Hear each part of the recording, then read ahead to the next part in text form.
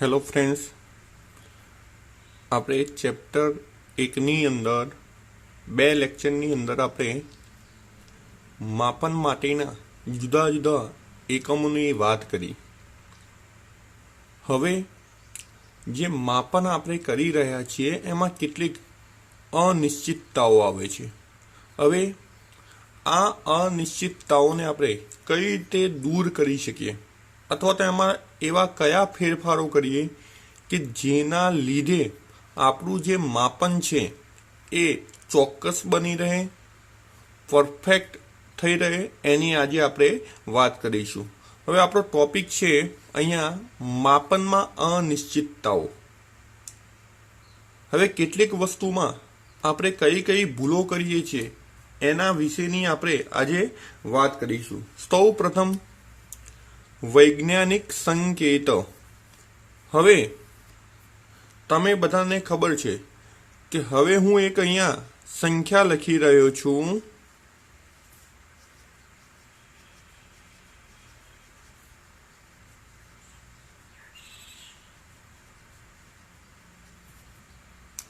હવે જો આપણે આ સંખ્યાને વારંવાર ઉપયોગમાં લેવામાં આવે અને લખવાની થાય તો આપણા માટે થોડી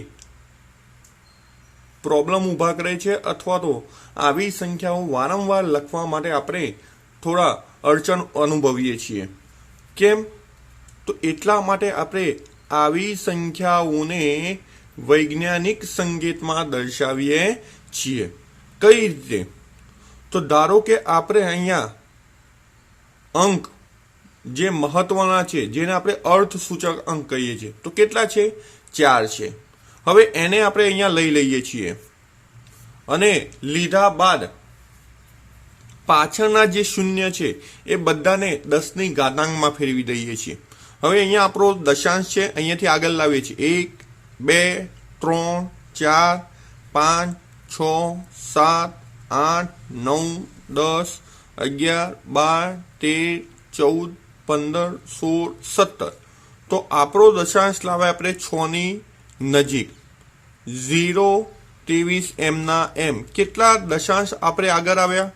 17. તો એને આપણે લખી દઈશું 1017. હવે આ અંક લખવો એકદમ સરળ રહે છે, પરંતુ આ પ્રમાણે આપણે વારંવાર લખવાનું થાય તો આપણે સરળતાથી લખી શકતા નથી. તો આવી જે સંકેત પદ્ધતિઓ છે જેને આપણે વૈજ્ઞાનિક સંકેત પદ્ધતિ તરીકે ઓળખીએ છીએ, જેની અલગ અલગ ક્રિયાઓ આપણે કરી શકીએ છીએ. અહીંયા 2 પ્રકારની ક્રિયા ભેગી આપણે જોઈશું: ગુણાકાર અને ભાગાકાર. બીજું છે સરવાળો અને બાદબાકી. તો વૈજ્ઞાનિક સંકેતમાં દર્શાવવું એ આપણા માટે હિતાવહ, સરળ છે, માટે ખૂબ જ ઉપયોગી આપણને થઈ રહે છે. ફરીથી ધ્યાન રાખી લેજો, અહીંયા જે સ્ટેપ કરવામાં આવ્યું છે, આપણી પાસે અગત્યની સંખ્યા આટલી છે, બાકીના બધા જ 0 છે. તો શું કર્યું? આપણો દશાંશ અહીંયા છે, એને આપણે આગળ લાવીએ છીએ. કેટલા સ્ટેપ? 1 2 3 4 5 6 7 8 9 10 11 12 13 14 15 16 17. તો અહીંયા 10ની 17 લખવામાં આવી અને જે દશાંશ હતો એ 6ની નજીક લાવી દેવામાં આવે છે. હવે અહીંયા આપણે 4 ક્રિયાઓમાં કઈ રીતે આપણે ગુણાકારની ક્રિયા કરી શકીએ, કઈ રીતે આપણે ભાગાકારની ક્રિયા કરી શકીએ, એની વાત કરીએ છીએ. સૌ પ્રથમ આપણે ગુણાકારની ક્રિયા જોઈશું. તો એમાં આપણને 2 સંખ્યા આપી દેવામાં આવી છે: 5.6 ગુણ્યા 10⁵ અને બીજી એક સંખ્યા છે ગુણાકારમાં 6.9 ગુણ્યા 10⁸. તો હવે આપણે આનું સાદુરૂપ કઈ રીતે આપી શકીએ? તો ગુણાકાર ને ભાગાકારમાં એટલો બધો પ્રોબ્લેમ આવતો નથી, પરંતુ સરવાળા અને બાદબાકીમાં આવશે. શું કરીશું આપણે? આપણી એક સંખ્યા આ છે, બીજી સંખ્યા આ છે, તો બંને ગુણાકારમાં હોવાથી બંનેને આપણે ગુણાકારમાં અહીંયા 5.6 ગુણ્યા 6.9 આ પ્રમાણે લખી દઈશું. અને જે ઘાત છે 10⁵ ઘાત ગુણ્યા 10⁸ ઘાત. હવે આ બંને સંખ્યાનો આપણે ગુણાકાર કરીશું. તો ગુણાકાર કરવાથી આપણને જવાબ મળે છે 38.64. હવે અહીંયા બંને વચ્ચે ગુણાકાર હોવાથી બંનેના આધાર સરખા હોવાથી ઘાતનો આપણે સરવાળો કરીએ છીએ. તો સરવાળો શું થશે? 5 + 8 = 13. હવે મારે અહીંયા દશાંશને એક સ્ટેપ આગળ લઈ જઉં છું અને હું લખી દઉં છું 3.864. હવે દશાંશને આપણે આગળ લઈ ગયા તો ઘાત મોટી થાય. કઈ રીતે? અહીંયા મારી સંખ્યા 38 હતી, હવે થઈ કઈ 3.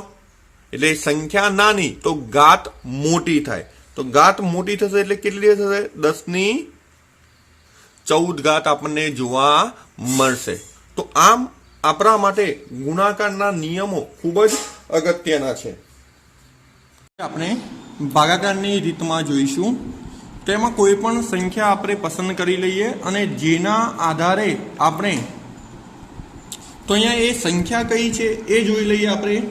તો આપણી પાસે સંખ્યા છે 2.7 ગુણ્યા 10⁻³ ઘાત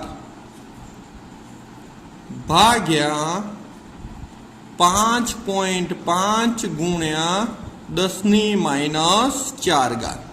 તો સૌ પ્રથમ આપણે આને ભાગાકારની પરિસ્થિતિમાં લખીશું. તો શું લખાશે? 2.7 ગુણ્યા 10⁻³ ઘાત ભાગ્યા 5.5 ગુણ્યા 10⁻⁴ ઘાત.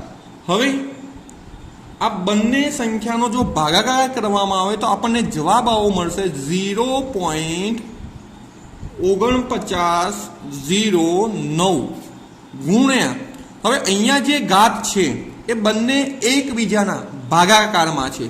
ભાગાકારમાં હોય તો આધાર સરખો તો ઘાતની શું થશે? બાદબાકી. તો -3 એમના એમ. હવે માઇનસ કેમ? બંને ભાગાકારમાં છે એટલા માટે. હવે પાછા -4 આવશે. તો આ પ્રમાણે આપણે એને લખીશું. હવે 0.4909 એમના એમ રહેશે. પરંતુ અહીંયા શું ડિફરન્સ થાય છે એ જોઈએ. -3 એમના એમ. પરંતુ ગુણાકારની અંદર 2 વખત માઇનસ હોય તો થઈ જાય પ્લસ. હવે માઇનસ માઇનસ પ્લસ થયા. હવે 4માંથી તમે 3 બાદ કરશો એટલે આપણને જવાબ મળશે 0.4909 ગુણ્યા 10⁻+1 ઘાત. આવો આપણો જવાબ આવશે. હવે જો પોઈન્ટને આપણે એક સ્ટેપ પાછળ, કારણ કે 10⁻1 ઘાત છે, તો આપણો જવાબ થશે 4.909. કેમ? દશાંશને હું પાછળ લઈ ગયો એટલે સંખ્યા મોટી તો ઘાત નાની થાય, એટલે ઘાત રહેશે નહીં. તો આ પ્રમાણે આપણને જવાબ અહીંયા પ્રાપ્ત થાય છે. તો તમે ભાગાકારની અંદર જોઈ શકો છો. ખાસ ધ્યાન રાખવાનું છે જ્યારે માઇનસ હોય ત્યારે. તો જ્યારે માઇનસ હોય ત્યારે ભાગાકારના નિયમની અંદર માઇનસ માઇનસ શું થઈ જશે? પ્લસ. એટલે +4 થયા. એમાંથી 3 આપણે બાદ કરીશું. ઓછાની નિશાની એક વખત હોવાથી બાદ બાકી થાય, માટે આપણે બાદ બાકી કરી છે અહીંયા. તો 4માંથી 3 ગયા તો 1 વધ્યા અને પોઈન્ટને હું પાછળ લઈ ગયો એટલે મારો જવાબ આવ્યો 4.909. તો આમ ખૂબ જ અગત્યની આ માહિતી છે. હવે આ જ ક્રિયા આપણે સરવાળા માટે જોઈએ છીએ.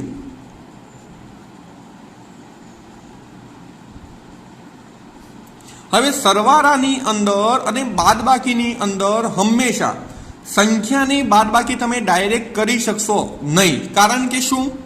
જ્યાર સુધી બંનેની ઘાત સરખી નહીં હોય ત્યાર સુધી તમે બાદબાકી કરી શકતા નથી. તો અહીંયા આપણે એવું એક ઉદાહરણ જોઈએ છીએ.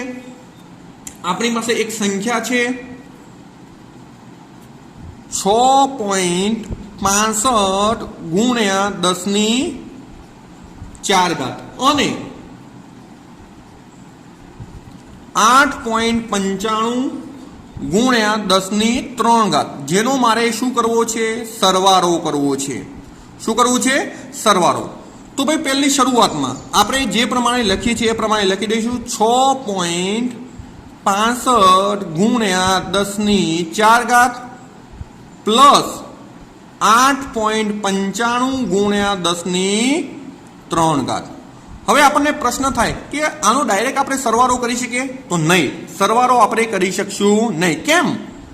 તો આની પાસે 10⁻⁴ છે અને આની પાસે 10⁻³ છે. તો સરવાળા અને બાદબાકીમાં કમ્પલસરી બંનેની ઘાત સરખી હોવી જોઈએ. તો સરખી કરવા માટે આ ઘાત મોટી છે, એને નાની પણ તમે કરી શકો છો. બંને રીતે ગણતરી કરીને હું બતાવું છું.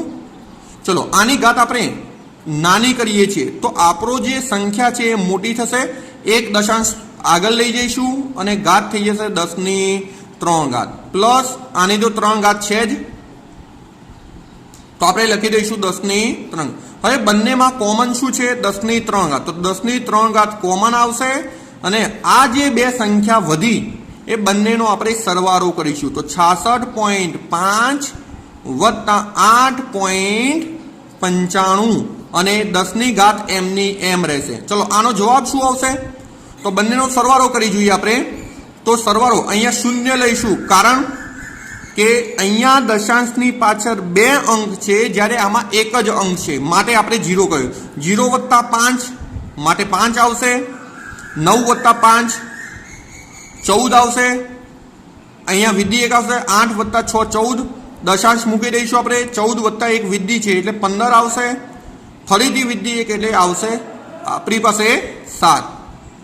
10⁵ આપણો આ જવાબ હશે. એ જ વસ્તુ હવે બીજી રીતે ગણવી હોય તો પણ આપણે ગણી શકશું. 6.65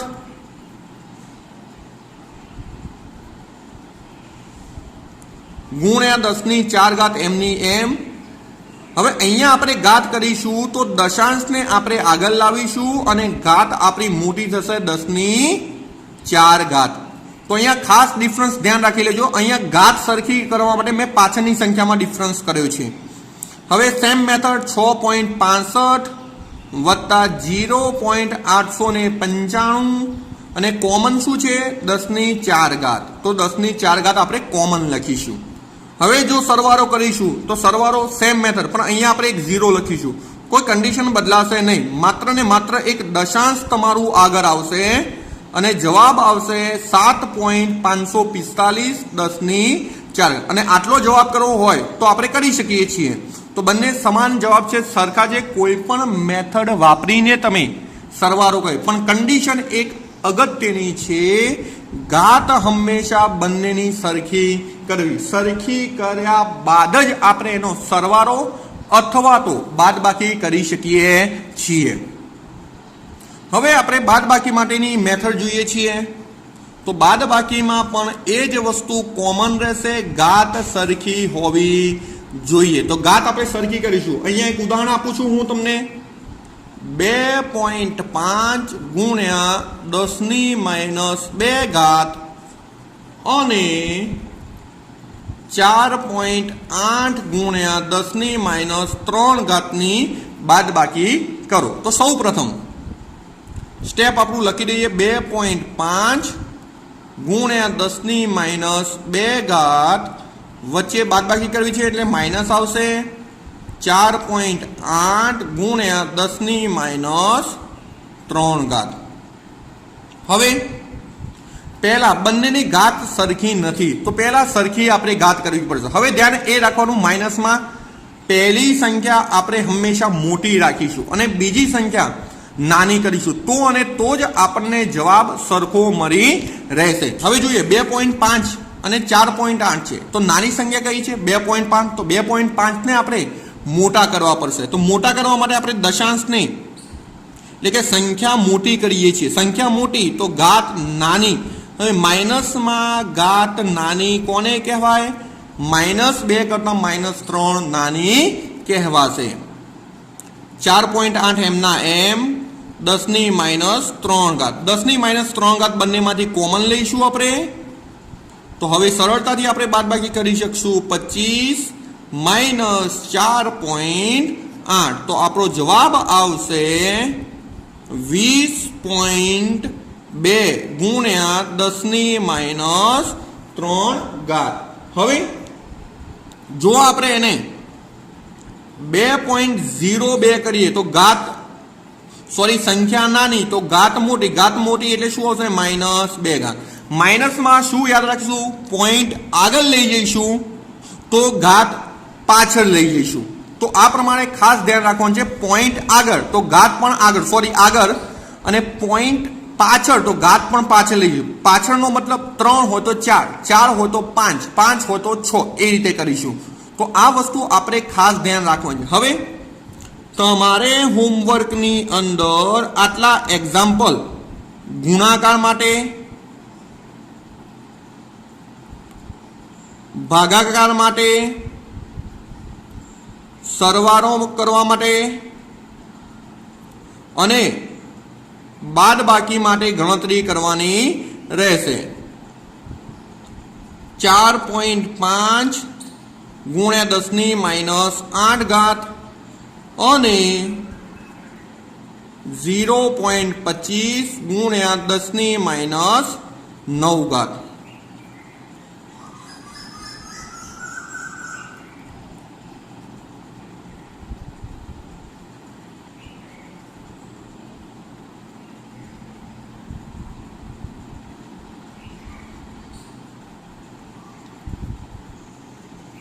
હવે સરવાળાના માટે